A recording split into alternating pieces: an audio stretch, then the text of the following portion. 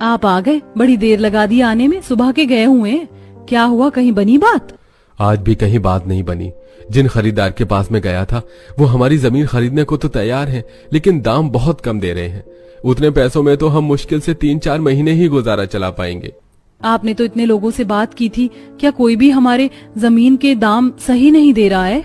अरे कोई बंजर जमीन क्यों ही खरीदना चाहेगा। 2 साल पहले तक हमारी जमीन कितनी उपजाऊ थी, हरी भरी थी, खेती करके हमारा कितना अच्छा गुजारा चल रहा था। लेकिन 2 साल पहले उस भयानक गर्मी में हमसे सब कुछ छीन लिया, पूरी जमीन सूख गई। अगर ऐसे ही चलता रहा तो हमारा क्या होगा? मैं भी कब तक मिट्टी के बर्तन बेचकर गुजारा चलाऊंगी?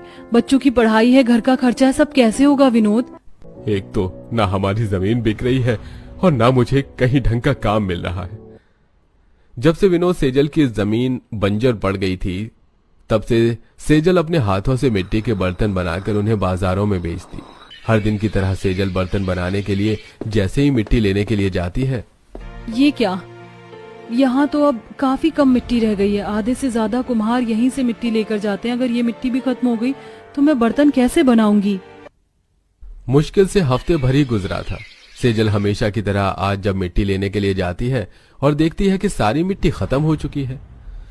ये भगवान, क्या सारी मिट्टी खत्म हो गई? अब मैं बिना मिट्टी के बर्तन कैसे बनाऊंगी?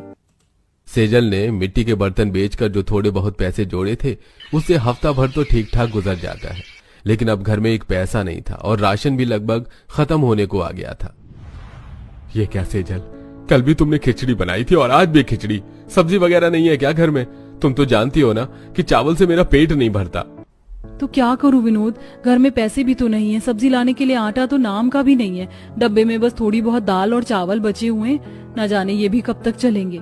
माँ बाबा आप लोग परेशान मत हो, जब मैं बड़ा हो जाऊंगा ना तो मैं खूब पैसे कमाऊंगा और रोज रोज आपको अच्छा खाना खिलाऊंगा। हाँ बाबा, माँ मैं भी बहुत पैसे कमाऊंगी। साक्षी और अंकित की बातें सुन विनोद सेजल की आंखें भर आती हैं और ऐसे ही कुछ दिन और गुजर जाते हैं। आज सेजल कुछ नई जगह पर मिट्टी के बर्तन बनाने वाली मिट्टी देखने के लिए जाती है। यहाँ आस पास तो कहीं पर भी ऐसी मिट्टी नहीं है जिससे मैं बर्तन बना सकूं। कुछ ज्यादा ही गीली है तो कुछ ज्यादा ही कंकर भरी। क्या करूं मैं? सेजल परेशान होकर कड़ी धूप में घर लौट रही थी कि तभी उसे पेड़ के नीचे बैठी एक बूढ़ी औरत आवाज लगाती है। उस बूढ़ी औरत की आवाज को सुनकर सेजल उसके पास जाती है।